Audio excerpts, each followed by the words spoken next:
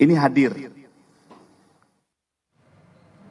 Lebih lengkap mengenai pemanggilan Roy Suryo CS hari ini ke Polda Metro Jaya, kita bahas bersama Refli Harun, ahli hukum tata negara yang juga tadi turut hadir dan mendukung Roy Suryo, serta Sekjen Peradi Bersatu Ade Bayasit yang juga pelapor dari Roy Suryo CS soal tudingan ijazah palsu Jokowi. Selamat petang Bung Refli, selamat petang juga ya, Bung Ade, terima kasih sudah berbagi waktu di Kompas Petang. Bung Refli, ini saya mau pastikan dulu, tadi pemanggilan Roy Suryo juga dengan Bung Tifa hari ini kapasitasnya sebagai apa nih? Ya itulah persoalannya ya kan, yang dilaporkan itu tidak jelas. Jadi kita sudah tahu ya, saya ya karena saya banyak intens mendapatkan informasi dari mereka, itu pelapornya kita tahu Pak Jokowi, tapi terlapornya itu tidak ada. Maka kemudian Roy Suryo hari ini menyatakan berkeberatan untuk menjawab semua pertanyaan itu. Makanya pemeriksaan dia cepat. Kurang dari pukul, ya kira-kira pukul 4 dia sudah selesai. Bahkan kurang dari pukul 4 ya. Pukul 2. Pukul 2 sudah selesai. Pukul 3 sudah selesai. Tapi ya. ada berapa pertanyaan yang disiapkan oleh pihak dari Polda Metro Jaya? Ada 25 pertanyaan. Ini gini, saya tidak tahu persis, tapi ada yang memfeeding saya katanya 25 atau 26 pertanyaan. Sekitar segitu. Dari 26 pertanyaan itu yang bersedia dijawab Bung Roy ada berapa? Saya kira cuma terkait dengan data pribadinya saja ya. Itu pun tidak semuanya dia jawab ya, nama misalnya. Karena begini Mbak, sebenarnya kesalahan paling mendasar dalam surat panggilan undangan klarifikasi itu adalah menyebutkan tempus delicti dan locus delictinya. Jadi locus delictinya itu Jakarta Selatan, tempus delictinya 26 Maret 2025. Nah, di dalam kejadian itulah yang sesungguhnya ingin diklarifikasi. Ketika mau ditanyakan hal-hal di luar itu, yang sepanjang yang saya tahu Mas Roy menolak karena tidak sesuai dengan undangan klarifikasi. Sementara kejadian tanggal 25 Maret di Jakarta Selatan itu pun salah. Sebenarnya Jakarta Pusat ya tepatnya. Mas Roy nggak ada gitu. Jadi apa yang mau bisa dia jawab? Karena itulah dia kemudian menolak, bukan menolak ya, tidak bersedia untuk menjawab pertanyaan.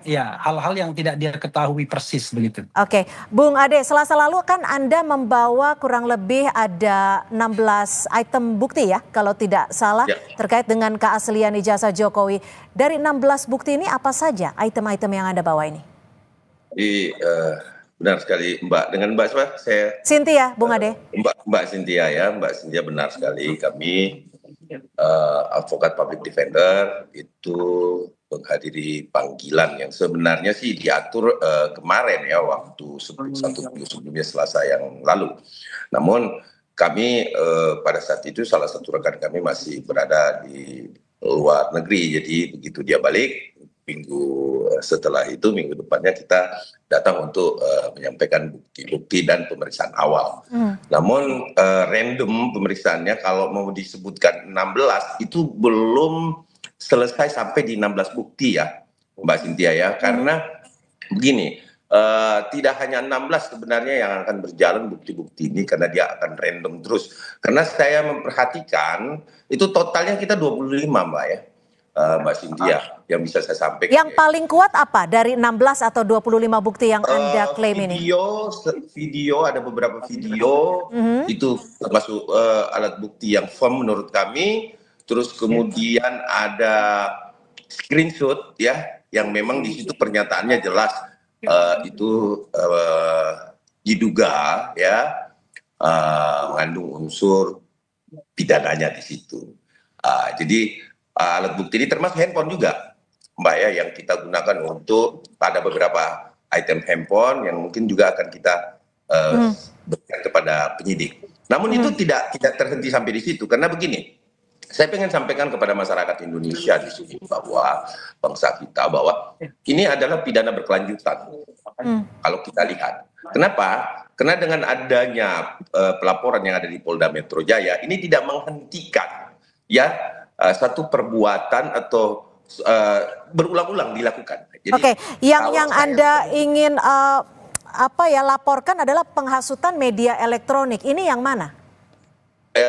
Kalau pasal awal yang kami cantumkan di situ adalah 160 Junto 28 ayat 2. Terus kemudian kita juga menambahkan dalam BAP karena kami lihat ini adalah pidana berkelanjutan yang diduga tindak pidana berkelanjutan, maka kami menambahkan di situ di Undang-Undang Nomor 27 tahun 2023 tentang Bung Ade, kita pakai bahasa yang mudah dimengerti oleh masyarakat. Teknis ataupun inti dari penghasutan yang Anda maksud nih bagian yang mana, Bung? bagiannya adalah bagaimana seorang Roy Suryo ya menyampaikan langsung ya bahwa ini palsu dari bahan yang dia miliki, bahwa di situ ada tertulis Joko Widodo, ijazah, kemudian dia langsung menyampaikan narasi, itu tidak lagi mengatakan diduga palsu, tapi dia sudah meyakini 100% palsu. Nah ini videonya ada sama kita. Oke. Nah, itu meyakini betul dan ini palsu. Nah, ini yang membuat keresahan yang mungkin masyarakat Indonesia tahu bahwa loh kok bisa-bisanya ini sebagai edukasi kok bisa-bisanya sebagai peneliti harusnya dia meneliti itu harus ada izin loh sebenarnya ya kepada Pak Jokowi. Ya. Kalau memang itu jasanya Jokowi ya. Ya. Gitu. Bagaimana Bung Refli menanggapi ini, Bung Refli? Yang kita persoalkan ini beda sepertinya ya. Tadi saya ditanya tentang laporan ke Polda Metro Jaya. Nah ini laporan pihak Pradi Bersatu. Kita mau diskusi yang mana? Karena ini ada dua laporan yang berbeda tapi berkaitan dengan orang-orang yang sama sebenarnya. Iya, kan persoalannya adalah Pradi Bersatu diperiksa. Nah Roy Suryo kan belum dipanggil. Jadi saya kan tentu tidak bisa berkomentar terhadap sesuatu yang belum jelas kan. Yang diundang klarifikasi kan Pradi Bersatu. Nantilah kalau Roy Suryo dipanggil, kemudian dia menjawab apakah relevan atau tidak. Tetapi memang ya, ini kan untuk ilmu pengetahuan. Pasal 160 KUHP itu sudah di judicial review di Mahkamah Konstitusi. Tidak hanya delik formil tapi juga delik material. Jadi kalau kita bicara mengenai penghasutan, itu secara material ada tindakan akibat penghasutan tersebut, ya. Dan kalau kita lihat, kalau misalnya keributan di dunia maya dan lain sebagainya itu tidak dianggap ya sebagai sebuah katakanlah sebagai sebuah tindak pidana. Apalagi ada putusan MK dalam konteks yang lain ya, bahwa yang namanya keributan dalam dunia maya itu ya bukan tindak pidana. Karena itu menurut saya, tapi saya lebih senang mengatakan begini, nantilah kita tunggu apa yang mau dimaui oleh penegak hukum, apa yang mau dimaui oleh pelapor. Tapi kalau dalam konteks laporan oleh Jokowi ke Polda Metro Jaya, laporannya tidak jelas karena tidak menyebut nama terlapor. Nama terlapornya tidak jelas, lalu dalam undangan klarifikasi dibilang lokus deliktinya itu di Jakarta Selatan, tempus deliktinya 26 Maret dan itu sama sekali tidak ada Roy Suryo di sana sama sekali, sehingga dia tidak bisa menjawab apa-apa begitu. Karena kalau kita mau datang untuk diklarifikasi ya tentu kan sesuai dengan materi undangannya. Nah materi undangannya itu nggak jelas. Jadi menurut Anda pun ini untuk naik ke penyidikan akan sulit ya dari pemeriksaan yang tadi ya? Iya, kalau misalnya secara subjektif Roy Suryo saja, karena kosong akhirnya. Tidak ada yang kemudian bisa disampaikan karena penyelidik dari awal sudah keliru begitu. Dia menunjuk satu kejadian yang sangat spesifik dan ternyata di dalam kejadian tersebut Roy Suryo itu tidak ada sama sekali, tidak hadir di sana. Gitu. Yang hadir orang lain begitu. Dan Dr. Tifa juga tidak hadir di situ. Gitu. Lalu bagaimana Anda membaca dan juga melihat dari netralitas pihak Polri sendiri terkait dengan kasus ini? Ya, begini, saya di channel saya ya itu mengadakan polling apakah Anda percaya polisi netral atau tidak. Dari 103.000, saya ulang lagi, dari 103.000 yang mengisi polling tersebut itu hanya 6 atau 7% saja, 7% kalau tidak salah, yang mengatakan percaya netral. Selebihnya 93% mengatakan tidak percaya. Jadi ini ini saya kira persoalan trust yang klasik sesungguhnya. Termasuk misalnya kalau kita bicara uji laboratorium forensik dan lain sebagainya. Karena sekali lagi yang kita cari ini bukan ngotot-ngototan, yang kita cari itu kebenaran dan bukan pembenaran, serta bukan semangat untuk saling memenjarakan. Menurut saya justru ya yang harus kita cari kebenarannya itu adalah apakah Pak Jokowi memiliki ijazah yang asli atau tidak. Dan itu harus verified. Verified itu melalui forum yang resmi. Misalnya putusan pengadilan yang berkekuatan hukum tetap. Karena kasus ini kan sudah berjalan di 3 fora. Ada perbuatan melawan hukum, ya gugatan di Solo, kemudian ada pelaporan di Barreskrim, dan ada pelaporan pencemaran nama baik atau pengaduan di Polda Metro Jaya. Nah, ketiga itu kan intinya sama, mempertanyakan apakah ijazah Pak Jokowi asli atau tidak. Nah, itulah yang belum mendapatkan jawabannya kita, baik secara hukum, secara sosiologis maupun secara politis. Ya. Mungkin ini yang bisa dijawab oleh Bung Ade. Bung Ade memiliki 25 bukti yang tadi sempat disebutkan. Apakah dari ke-25 bukti-bukti ini ada salah satu setidaknya yang menguatkan bahwa ijazah Jokowi ini asli? Jadi gini Mbak, ya kita kan pihak pelapor ya. Pihak pelapor itu Mbak Cynthia adalah tugasnya itu menyuguhkan alat bukti kepada penyidik ya, untuk menjadi bahan nanti kepada penyidik pasal mana yang tepat yang ini kan masih tahap penyelidikan ya. Pasal mana yang tepat yang akan disangkakan atau digunakan ya untuk di-matchkan dengan barang bukti yang ada.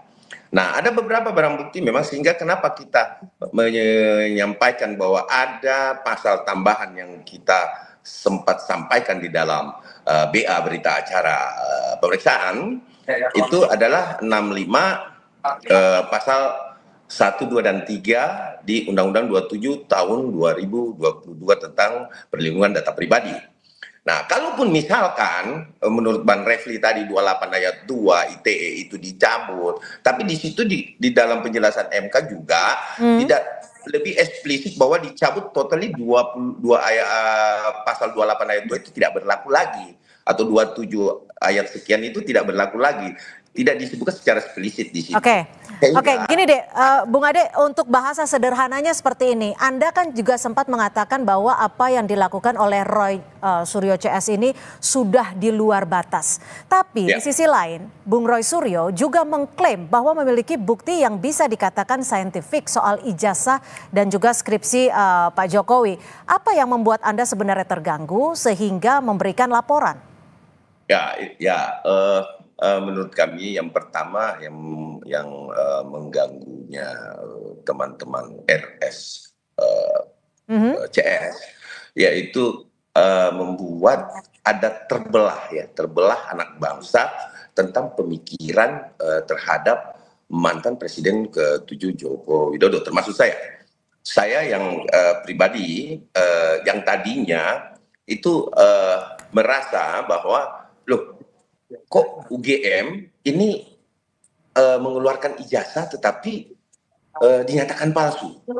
Secara saintifik ini kan belum pernah dilakukan penelitian ya Mbak ya, belum pernah uji forensik. Nah, sekarang sudah diuji forensik oleh Mabes Polri.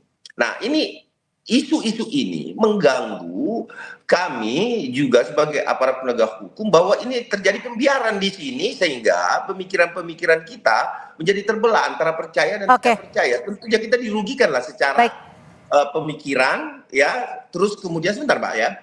Kemudian secara salah satu contoh yang seperti disebutkan teman kami bahwa keluarga kami pun menjadi tidak percaya kepada UGM.